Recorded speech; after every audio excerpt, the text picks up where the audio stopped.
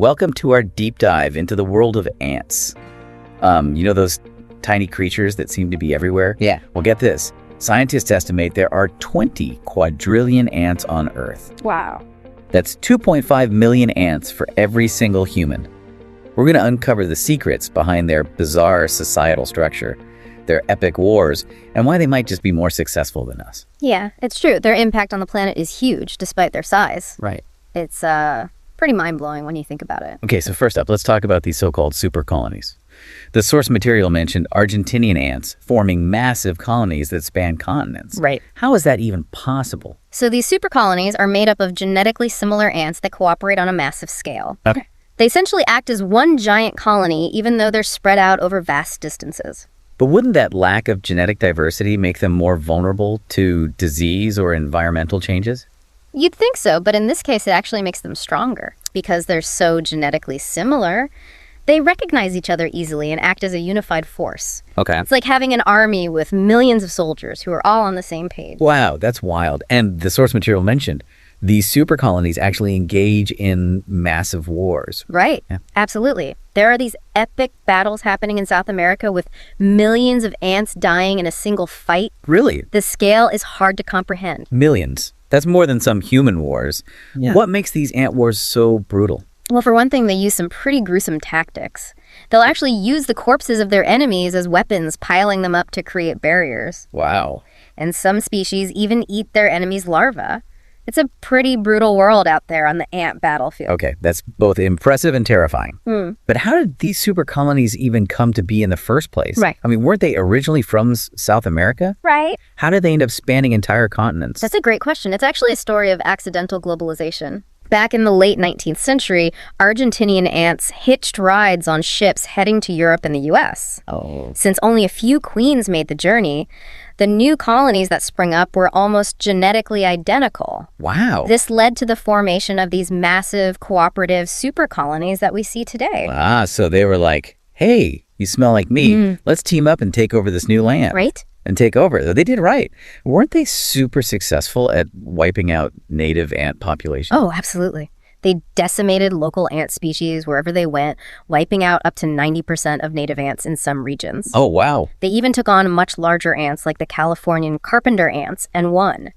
They basically formed these global empires. That's incredible. It's like they had this shared understanding, this collective consciousness that allowed them to recognize each other as allies, even across continents. Yeah. But let's shift gears a bit. We've talked a lot about the collective, but what about the individual ant? Right. What's life like for one of these tiny warriors? That's a good question because it leads us to one of the most fascinating things about ant society. The complete lack of individual will. Each ant is essentially a finite state machine. A finite state machine. Okay, you're going to have to break that down for me. Sure. What does that even mean in terms of an ant? Think of it like a computer program with a limited set of instructions. An ant's behavior is dictated by its role in the colony and its interactions with other ants. Okay. There's no room for personal ambition or free will. Right. Their whole life is about the collective. So they're basically robots programmed to serve the colony. That's kind of a bleak outlook. Yeah. No individual ambition. It might seem bleak to us, but it's incredibly efficient. Okay. And their roles often change with age. For example, older ants who are closer to the end of their lifespan are usually sent on the most dangerous missions, like foraging for food or defending the colony. It's like, you're already on your way out. Might as well go out in a blaze of glory. Exactly. It's a system of incredible efficiency. Every ant plays its part for the good of the whole, even to the very end. Speaking of roles, let's talk about the queen for a minute. Okay. The source material had some interesting things to say about her. She's basically the heart of the colony, right? Absolutely. She's responsible for laying all the eggs and ensuring the colony's survival. And get this, Wow. her mating ritual is, well, let's just say it's unique. Okay, I'm all ears. What's so unique about it? It all starts with Flying Ant Day, when the queen reaches maturity and leaves the nest with winged males. Okay. They basically have this giant ant party in the sky, which is essentially a massive mating swarm. Wow, so it's like one big ant orgy? Well, the queen will only Jonathan. choose one male to mate with. Okay. And after that, his job is over. He dies shortly after mating. Oh, wow. The queen, however, stores that sperm for up to 15 years, using it to fertilize eggs throughout her entire reign. Hold on. So she mates once in her entire life and uses that one encounter to fuel an entire colony for 15 years. Yeah. That's crazy. And kind of sad for the male. It is a remarkably efficient system, I'll give them that. Right. After the mating flight, the queen establishes a new nest and starts laying eggs, and the cycle continues. So it's all about survival and serving the colony, even from the very beginning. But what about the different types of ants out there? The source material mentions some pretty bizarre adaptations. Oh, there are some truly mind-boggling adaptations out there. Take the Sahara desert ants, for example. Okay. These guys can withstand scorching sand temperatures of up to 60 degrees Celsius. Wait, 60 degrees Celsius? That's like an oven. How do they survive in that kind of heat? They're basically tiny, heat-resistant sprinters, and they navigate by the sun. Okay. They have to be fast, too, because they need to find food and get back to their nest before the heat gets too intense. So they're like the ultimate desert survivalists. Right. I wouldn't last 5 minutes out there. What other weird adaptations have they come up with? Well, there are acacia ants who actually live inside acacia trees. It's a mutually beneficial relationship. They get a safe place to live and a food source from the tree. Right. And in return, they protect the tree from other insects and herbivores. Oh, It's called symbiosis, where two species evolve to benefit each other. that's so cool. So it's like they've formed their own little ant kingdom inside these trees. Yeah.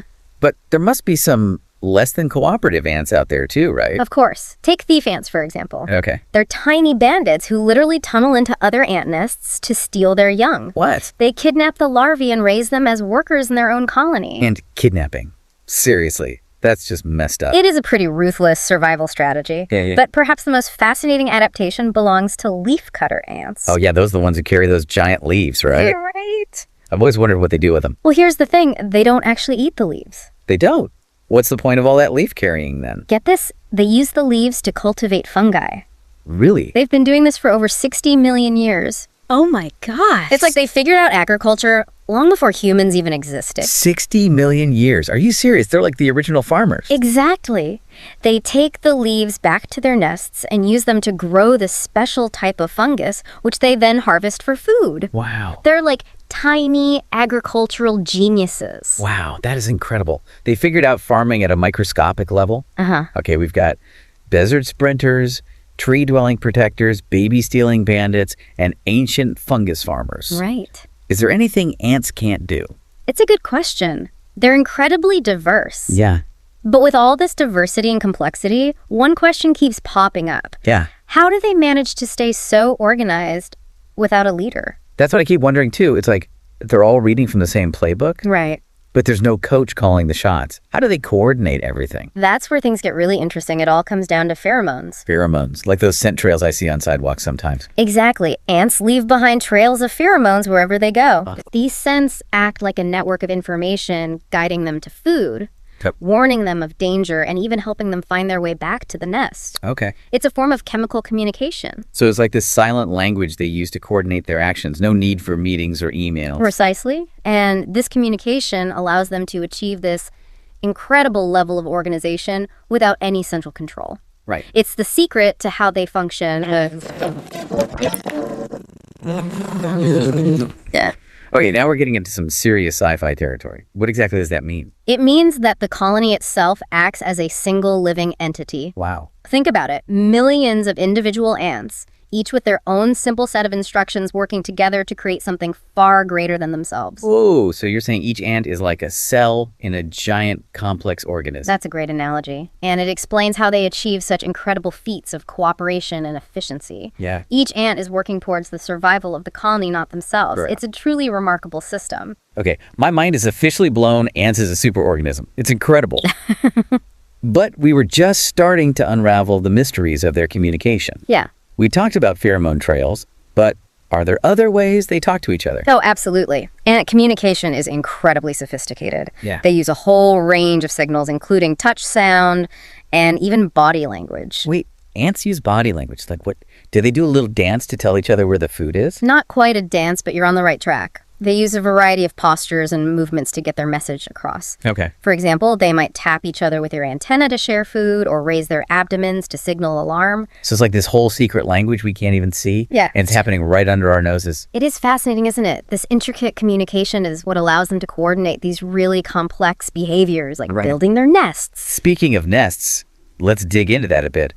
I remember the source material mentions something about scientists pouring cement into an abandoned ant nest. Right. That sounds crazy. What was the point of that? It was an incredible experiment. Scientists wanted to see what the internal structure of an ant nest looked like. Okay. So they pumped liquid cement into an abandoned colony. Wait, they just filled the whole thing with cement? How much cement did they even use? It took a lot. They kept pumping it in for 3 days straight. Wow. And over 10 tons of cement disappeared underground.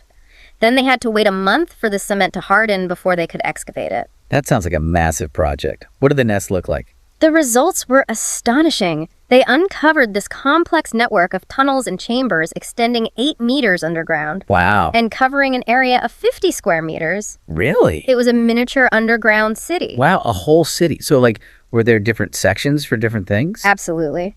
They had designated areas for the queen, the larvae food storage, and even waste disposal. That's insane. It's like they have their own ant version of plumbing and waste management. Yeah. And to think they built all of that with their tiny mandibles. Humans struggle to build a simple shed without power tools. It really puts things in perspective, doesn't it? But not all ant nests are these underground fortresses. Right. Some species have evolved different approaches to shelter. Right, like those acacia ants we were talking about earlier living inside the trees. What other weird nesting strategies are out there? Well, army ants, for example, don't build permanent nests at all. Oh, really? They're nomadic, constantly on the move in search of food. So they're like the wandering nomads of the ant world. Always on the go. Exactly. And they form these massive living bivouacs while they're on the march. Living bivouacs, what does that even mean? It means they create temporary shelters made entirely out of their own bodies. Seriously? It's both creepy and fascinating. That's wild. A shelter made of ants? It sounds like something out of a science fiction movie, but it makes sense, right? You're like a mobile ant army ready to swarm anything in their path. Yeah. Are there any other ants with a less cooperative approach to housing?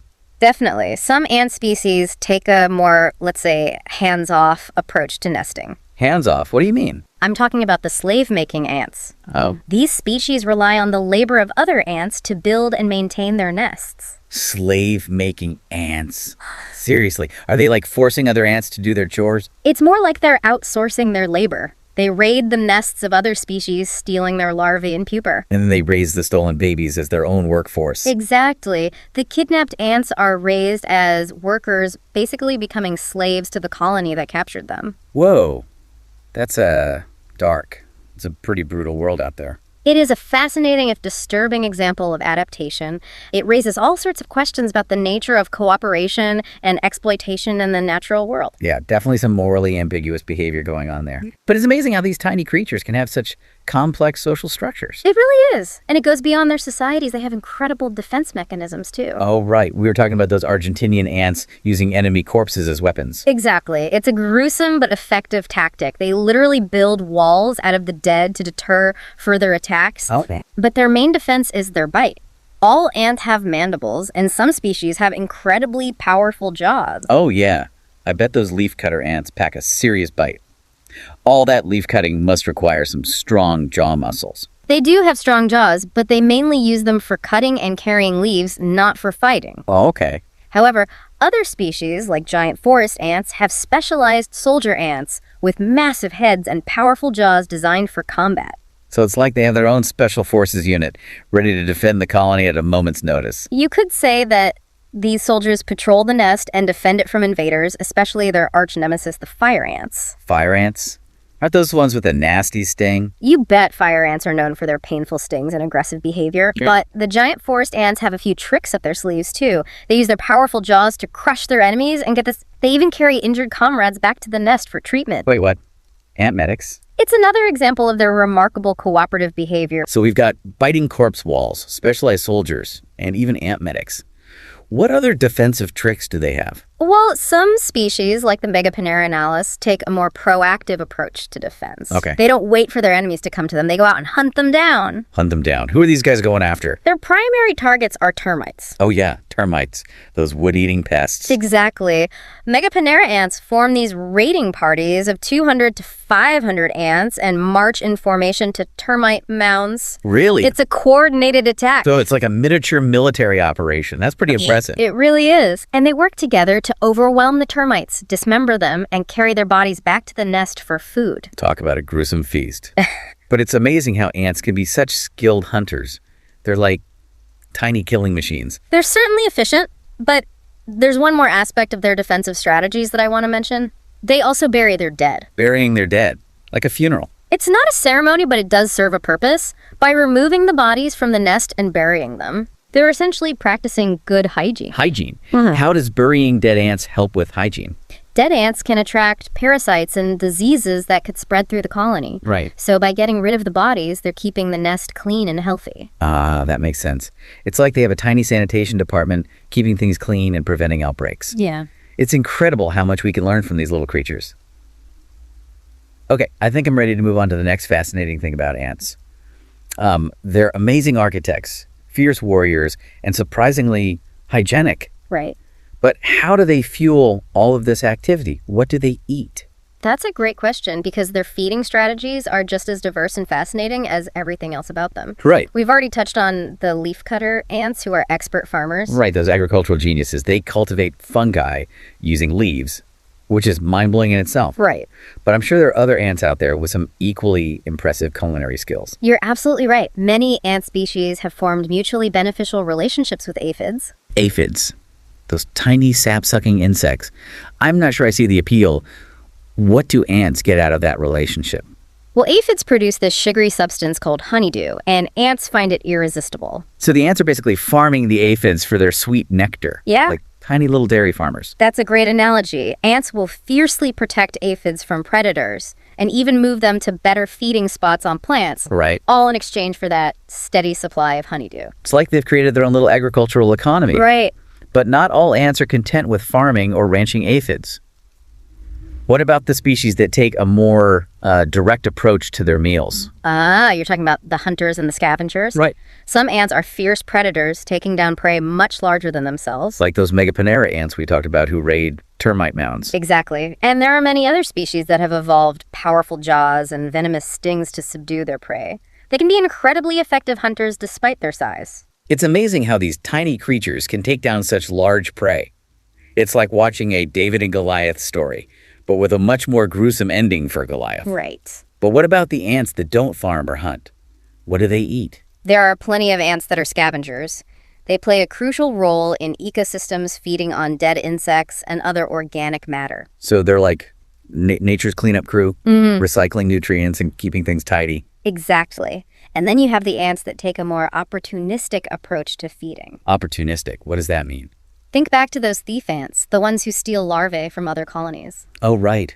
Those tiny bandits. What are they stealing now? Well, their thievery extends to food as well. They'll sneak into other nests and steal food stores or scavenge for crumbs and scraps around human settlements. So they're like the pickpockets of the ant world, always on the lookout for an easy meal.